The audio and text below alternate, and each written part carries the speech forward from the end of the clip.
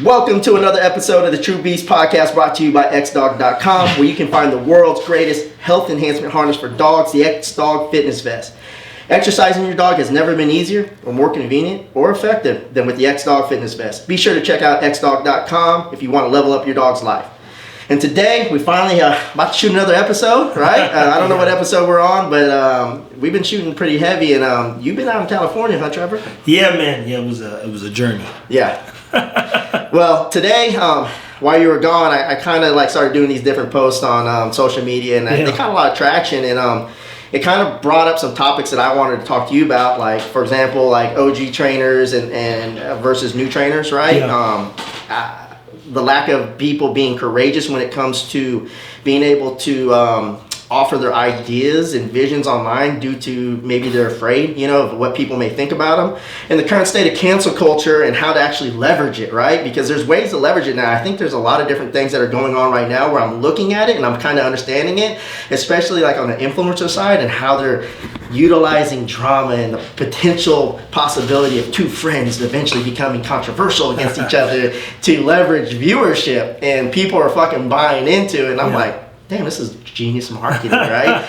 And so this morning, man, I was listening to one of my mentors' podcast called Real AF. His name's Andy Frisella. He's the inventor. He's the owner of First Form Products up in St. Louis, Missouri. They've built this amazing supplement company, right? And they built this, I think it's like 150,000 square foot facility. They're manufacturing their own products. They're doing everything first class. Everything, they're trying to keep majority stuff pro-America, right? And to the point where the merchandise is selling so well that they're building another 150,000 square foot facility, or even bigger, right next door to it, so they can actually start producing their own merch. They want to become like the Nike, right? Or they want to produce quality Nike products or Under Armour type products, but here in the U.S. Yeah. Now, you're going to probably pay a little bit more, but when you talk about the difference between import taxing and all shipping, that stuff went up too. You might want to walk them through the things you've been dealing with. Yeah. So for those who don't know, when you import products, there's a tax. You don't just get the import products, right? And so, for example, dog leashes, collars, harnesses, they went from 2.4% to they added an additional 25% tariff on it. So let's say you're spending $100, you're going to spend $127.40, Versus that 2.5%. Yeah, not even counting the additional shipping costs from getting it from being imported directly to your warehouse, right? And so there's a lot of different costs involved, factors. That was just on the dog's leashes and collars and stuff like that. But I mean, it's all good, right? It's just part of the game. You think so, but you go, man, that increases every cost. That means we got to sell it to everybody else for more, a higher price. That's inflation, and that's the price of. See, people think when gas goes up, it just affects cars. No, it affects everything. It affects everything, right? From boats, ships, planes, everything goes stores, up. Everything. People are like, why are they raising prices on fruit or meat? And, dude, how do you think it gets from one place A to B? That travel cost. The travel cost. And well, anyways, let's go back. So his podcast is called Real AF, Real Andy Frisella, but it's kind of like a genius. When I look at it, I was like, damn, that's kind of genius marketing. Real AF, because AF people think that's fuck, right? Yeah. It's a great abbreviation. So he's got one of the best business podcasts and stuff like that. And he had talked about what's really triggering him is there's a lot of people behind closed doors who really want to say he's really into politics and stuff, right? So he's a lot of people. He's not far left, he's not far right, but he's kind of pissed off at the left just because he's just mad at how COVID had came in, and there's just the narrative of COVID, and he's trying to educate people, but he's been saying it for the past 2 years, and everybody tried to cancel him out, right? And now everything he was saying 2 years ago is now servicing that he was actually telling the truth and letting people know and shit. And it's kind of crazy, man, because when you look at cancel culture now, and I've gone through it, I don't know if you've ever gone through it, but it's almost a way that you can almost pivot and leverage that to a point where you can grow your brand and business. Yeah, I mean, I've experienced it. Yeah, you told a story before about, people basically trying to cancel you, and it forced people to go and say, well, who is this first before I cancel them, which boosts views. Yeah. Engagement.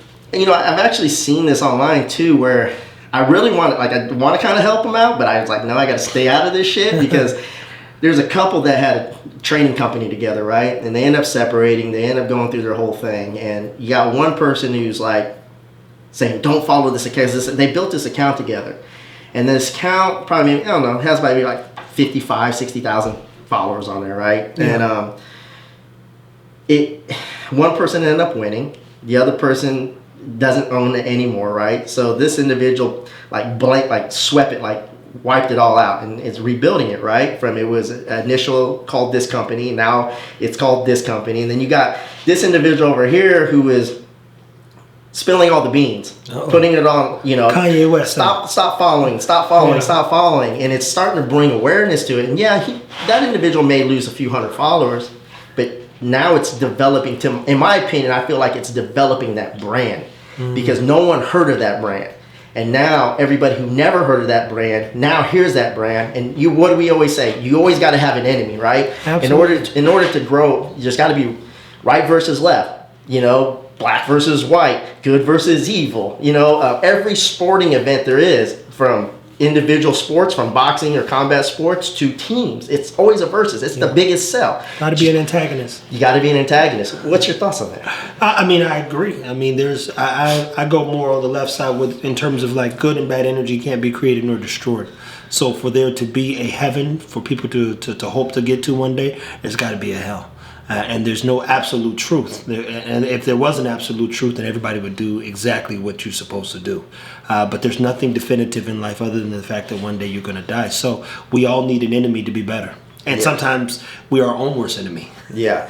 Well, give some people some advice, man. Because, for example, I can't stand cancel culture for a couple of reasons. One, because I got bullied all my life, and it's just like, to me, it's a form of bullying, right? Yeah. And so I have thick skin, so I'm built for this shit. You try to cancel me out, it's just like I'm gonna go in harder, right? But then you have individuals who, man, I don't know, I don't want you to post this, or I need you to take this down, or I'm afraid to put this up because these people may have something to say, right? And so I think what really pisses me off is that there's probably some really solid fucking ideas out there that could really innovate and take certain genres of businesses to the next level, and we're never going to know about it because the motherfuckers didn't have the courage to voice their opinions online. You know what I mean? So the trick to cancel culture, well, I would tell you the first thing you need to do is take that Eminem approach, like in 8 Mile, when he goes out and he puts everything out there and he's like, okay, so now tell them something that they don't know about me. Yeah. Well, you don't know more about me than me, so how are you gonna ruin me if I tell the truth about me? So you first have to then live in that truth, man. You got to be honest with yourself about who you are, who you're not, and who you're gonna be, regardless of the antics that might come with that. And one thing I've always mastered is being a little abrasive up front, but I don't find joy in watching my tone or how I'm supposed to say something. Like, I don't want to think that hard about being human. You know what? And I got that. That really helped me out a lot this past year, because if I have to walk around eggshells around my employees, it's almost like a noose around your neck. Literally, you know what I mean? It is, man. It is, and I've made people very uncomfortable. But I tell you, I've got in more doors being myself because, for one, I can do the job, and they know exactly where I stand. Yeah. Versus that bullshit and me trying to because at some point what ends up happening is shit hits the fan. Yeah. And then people blow up. Yeah. But if I'm as clear as fucking day, like, hey, I don't want to see this shit. Hey, I like this. Do not do this. And I told one of my guys one time I said, look, you want nobody put no towel on the toilet, right? Yeah. I said, I want to whoop your ass for you know what I mean? It's just, and I'm not threatening. It's not even a threat. It's just like, bro, that shit's disgusting. Yeah. Don't fucking put everybody's towel on the fucking toilet you just shitting on while you take a shower. But it's those little things that give people an idea how to manage themselves around you, but also embrace that that's who that person is. Yeah. And I've had, like I said, this has been my least stressful year when it comes to employees, because I'm straight up front. Like, this is what we need from you, right? Yeah. And then we set up systems that it's like, well, if you're going to give me problems, then you don't have access to me anymore. Mm-hmm. Now you got to go through these channels. So, and that's how a business is run, and in some regard, that's how your life is ran. When there's two parents in a home, a kid knows who to go talk to about certain things and who not to talk to. One of my favorite things I saw from Matthew McConaughey, as he talked about the day he told his dad he wanted to get into storytelling, and he said, I knew it'd be about 6 o'clock. He'd get that beer, he just had dinner, and point blank is he'd be in a good state of mind, full belly. Mom just took care of him, just come off work, and he said, my dad simply said, don't fuck it up. And that was that. Because even then, when you talk about courage, right? Yeah. He's sitting there, I think, at Texas or wherever he was at, and he's supposed to be a lawyer, to be clear, people. The funny thing is, go watch Lincoln Lawyer. It's a good movie. But just in finding the courage to talk to dad about maybe being displeasing, by not walking down that family path. And the dad's like, okay, I mean, I love you. Just be great. Yeah. Whatever you do, be great. So you'd be surprised how many more people are willing to embrace that journey with you, or just be supportive in whatever way, versus sitting on an idea that could change your own life. I think one of the fun things about COVID is it taught some people the importance of doing things for themselves. Yeah. And really, hey, use those help yourself skills. Yeah. Figure some shit out and get to it. There's so many amenities out here to speed up processes and to be better and to make your own way. It's fucking like, oh man, you can really do anything in life. It's really that simple. You really can do anything, and there's all types of ways to help yourself. Yeah, it's true, man. But the cancel culture, they're only I'll put this in perspective. I literally was just with a buddy of mine. Aaron's probably going to hear this at some point, and he, like many people, get caught up in the negative and the narrative that is negative. So someone tells you you can't do something, you get motivated by the negative, but then somebody tells you you're great and to be better, and you can't fathom that. That's the part you live in, is the negative. So I said, I've never lived in the negative because negativity has never motivated me. You can tell me I can't do shit, that's fine. I ain't got nothing to prove to you. One of my favorite lines that Drake said is, what's the move? Can I tell the truth? If I was doing this for you, I'd have nothing else to prove. Because 9 out of 10 times, any of us that have been successful, we've already done more than 10 out of 10 people. So if I'm at the top, if you ever get to the top and wealthy people don't put you down. Like if you ever talk to some rich, wealthy people, they don't got the time to be negative. They might poke holes, be a little devil's advocate, and help you draw perspective. But I assure you, if you're sitting at the table when the average individual makes $400,000 and up, they don't have no negativity. It's a bunch of them crabs at the bottom telling you what you're never going to be, never going to achieve, because that's a reflection of them and their lives. So I can't even, the negativity or that cancel idea, I'm like, who are you canceling? You've been canceled. You ain't never did nothing worth being canceled, and that right there voids your opinion of me. Well, I think the type of people who do that shit have already canceled themselves. Oh, for sure. They live a canceled life because they've canceled themselves and their ability. I always, like I tell people, man, like if somebody's criticizing you, right, and they got something to say, ask yourself this. Is this person inspired me? Do I want to be this person? And has this person done the things that I'm trying to do? If they ain't trying to do that shit, then don't even listen to them. Yeah, and that's why, I've got a very small circle of individuals and people around me know, like, most of the time I talk to nobody. Yeah. Because 9 out of 10 times nobody sees what I see. So and I'm not going to force my ideas on anybody. I just do the work. I do the work, and the same thing with jobs and all the ones who change things. It's like there was a few people in there packing boxes at Amazon. There was a few people who were writing code at Apple and Microsoft or whatnot and going out and selling the shit out of it. But at the end of the day, they had the best people around them who had vision. And vision changes things. And I assure you, if you ever talk to someone and the first thing out of their mouth is negativity or anything like you can't do, I'm done talking to them. I mean, we literally that'll be our last conversation, and that's on God. If anything negative, anybody around me, I told my guys, I can't deal with it. I can't. I don't want to. I lived there. I was raised in that environment. So if one person, I repeat, my mother says something negative, we're done talking. My dad's at the top of my block list. He's a negative individual. He's a naysayer. We had nothing to discuss then. Yeah. Life is too short, people. I don't know where you're at in your life and how old you are, but look at how fast you got to where you at, only to blink again and this whole thing be over. And you worried about some people and what they got to say based on what the shit they not doing? Stop it. Yeah, I started thinking about it. I was like, man, imagine if I would have listened to everybody. Then I started looking at my numbers for the past 5 years since we've made our first launch. 70,000 new customers since from date to date, right? And I'm like, that's 70,000 people I probably wouldn't have impacted if I would have listened to a few naysayers who were completely wrong. It's just a few. Like, man, your circle ain't even bigger than 5 to 10 normally. And everybody calling you. Yeah, and everybody I'm talking to, we're talking about fucking ideas. As soon as you came in here, we're like, well, let's take the 2-pound bag and get a 1-pound bag. And you heard me on the phone, they're like, oh, you're almost done with your 24th freeze dry machine, fucking 17,000 square foot facility. Those are only phone calls and conversations I want to have with people is how can we better the things that we are doing to better our lives and others. That's from the minute I wake up to the minute I go to sleep. And I've been there different times where Stan here just called me and I one time you called And I literally was just telling somebody, hey, you stick to the plan, stay focused. These things will take place. Boom. And you called and you was like, yo, Trev, such as, it was all positive. I said, it's 11 o'clock at night. You see how excited he is, man? Yeah. I said, them the kind of phone calls you need to be getting, not that dumb shit. Yeah. I can't, look, you know, I can't get involved with it. Well, what if some of these people deal with imposter syndrome? You know what I mean? Like, for example, I just learned about that from Gina. Gina actually she was like, I was like, what the fuck is imposter syndrome? I've dealt with that a lot, you know, because you're like, because it took someone like you coming in, like, I don't think you know who the fuck you are. And I'm like, yeah, I do. No, you don't fucking know how valuable you are. Because you don't feel qualified. You know what I'm saying? Like, you don't. Man, and you know what happens is, I know that you've had a unique upbringing.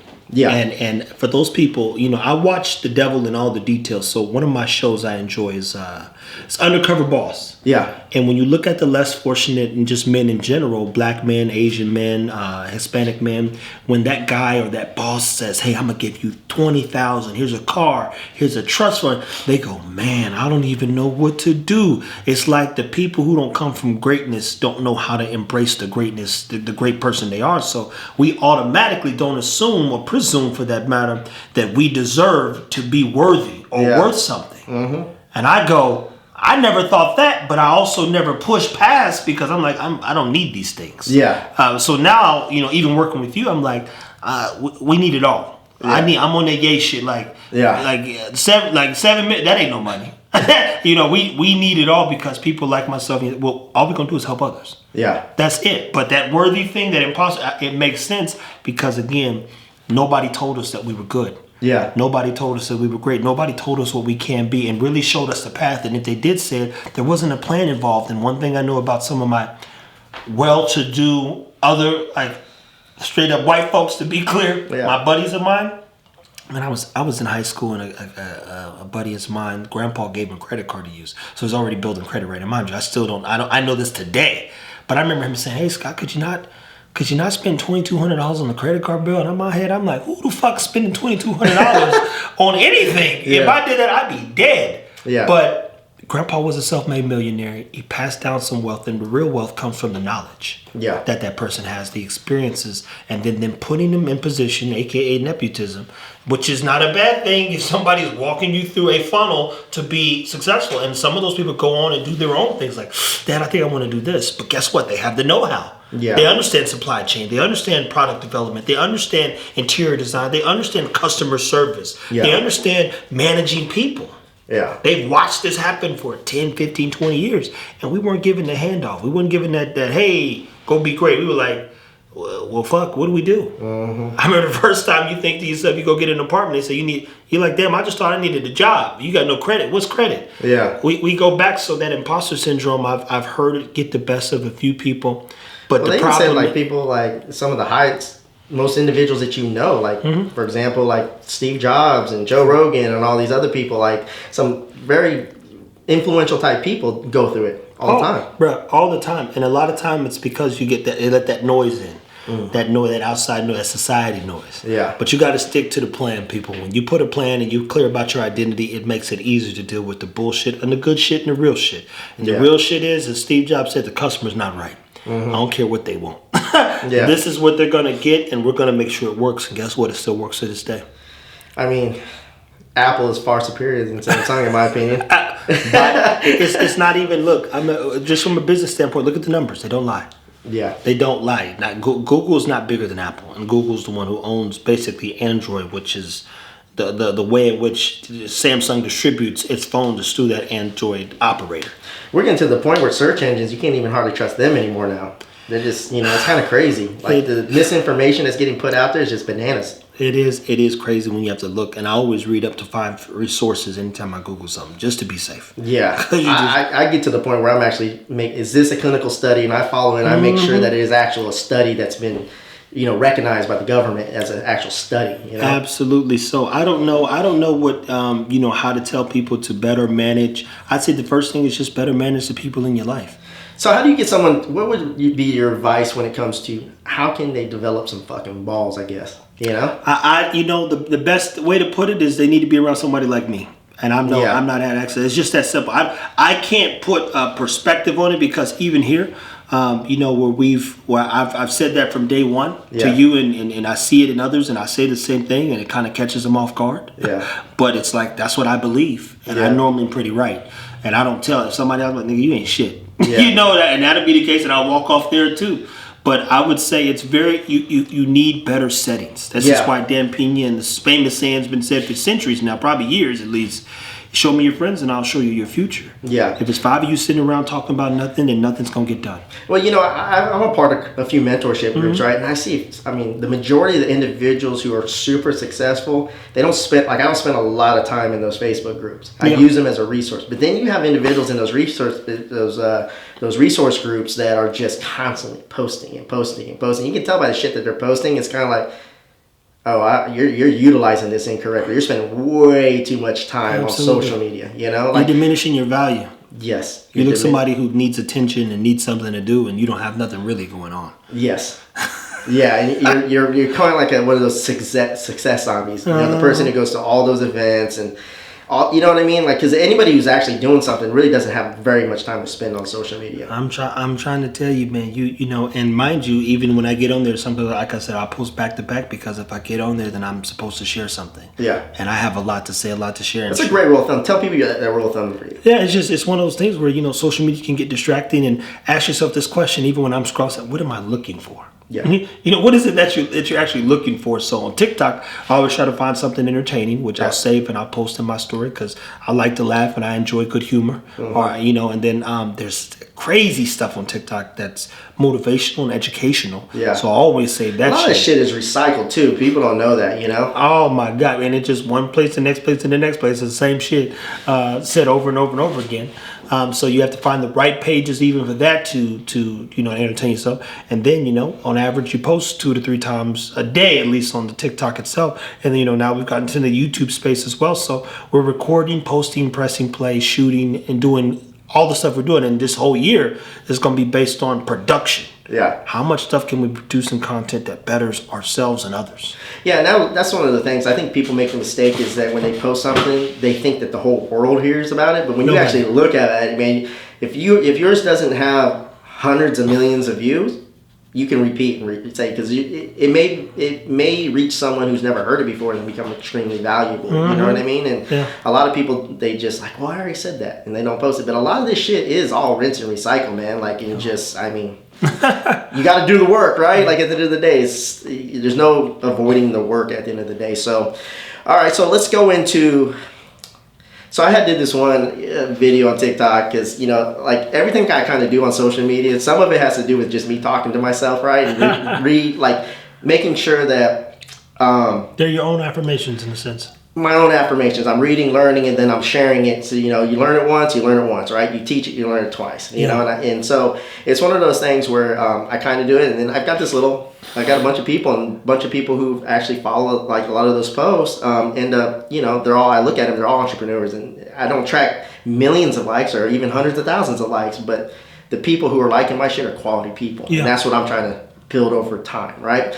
But I did this post. I was like, man, some of you OG trainers got to cut these new trainers some slack because you got to remember, man, like a lot of these new trainers, they're coming on and they may have misinformation. This doesn't even have to do with trainers too. This can also be part of the raw feeding community as well, or any type of community where you're somebody who's new to entry, right? You're excited, like, damn, I just want to train dogs, right? Mm-hmm. And you come in and you may have some misinformation. And then you got some of these older trainers who don't have a big influencer follower going on their post talking shit and discouraging them. And I was like, damn, you guys got to cut that shit out because those trainers, man, we want to encourage them because eventually, let's look at them where they're going to be at 5 years from now, 10 years from now. Because one of the biggest things that I kind of see, especially in the dog training community, is that it's oversaturated. But I'm looking at it, and there was a study that I heard the other day from this other trainer that they did, and it was like 4% of dog owners actually go get their dogs professionally trained.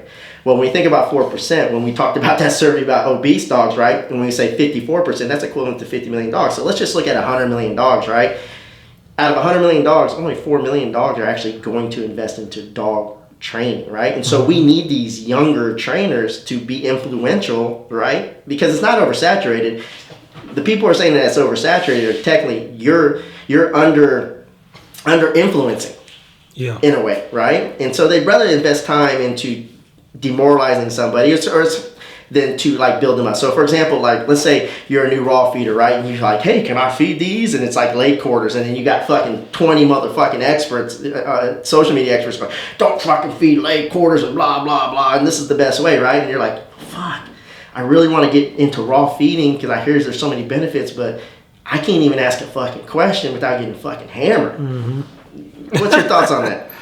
Again, I don't read comments.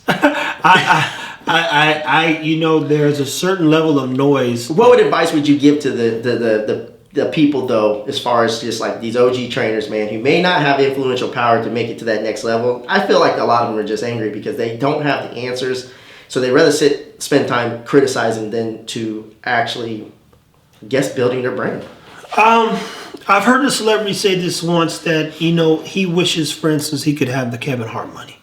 And what happens a lot of times with OG people and individuals who've been in the space for too long is they can't see what's in front of them because all they can see is what they do on a day-to-day basis. So it's like, are you really growing or are you just doing your job? Well, they're just doing their job. Mm. So when a young person comes up, and we've talked about build their account up and their influence and impacting people, it's a great thing. So if anything, if you're OG, you should be like, hey, can I go learn from this person? Because where I might be a better dog trainer or know a smarter way to do this and that, for one, if they didn't ask for your help, just shut the fuck up, to be clear.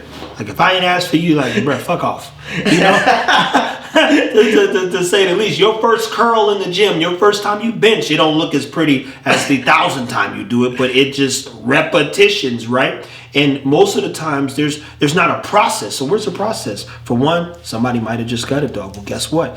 Before you even learn about dog training, you should learn about dog behavior. Yeah. Because how are you going to train an issue? And these people are learning on the go. Yeah. But I assure you, as long as they stick with it, they will know what them OGs know. But they might be more charismatic. They might be, better looking. They might have the ability to communicate effectively with others while also communicating with the dog. I've seen people on the training side specific to dogs where they are great when it comes to dealing with the dogs. Mm-hmm. But they can't have a conversation with a human being to save their life. Yeah. And that in itself is not a turnoff because somebody pays them to do the job with the dog. But if you want to scale social media, you got to be charismatic. You just do. It's nothing more annoying. I would say nothing more annoying, but it's like, for example, what's his name? He was very educational in dogs. Everybody goes to him, but he's so much too educational that you're like, hey, you got to remember these people don't know if the 90% of what you're saying right now, And so if you can't communicate to the viewership, you're not going to be influential at all. No. I remember I used to try to sound so smart, right? Mm-hmm. But it was just dumb it down. For example, improve your dog's cardiovascular health. You want your dog to have a healthy heart? Yeah. You know what I mean? It's much more simple. Of course. I don't know what the fuck is. I mean, Google cardio. You know what I mean? Like a lot of people don't understand that, and so I think you're right. A lot of these so-called online experts, the reason why they're not able to grow their businesses and accounts is because they try to speak a language that no one knows to sound like they're smarter than everybody else when they really need to simplify their message. And let me be very clear too, people. I have a buddy of mine who does.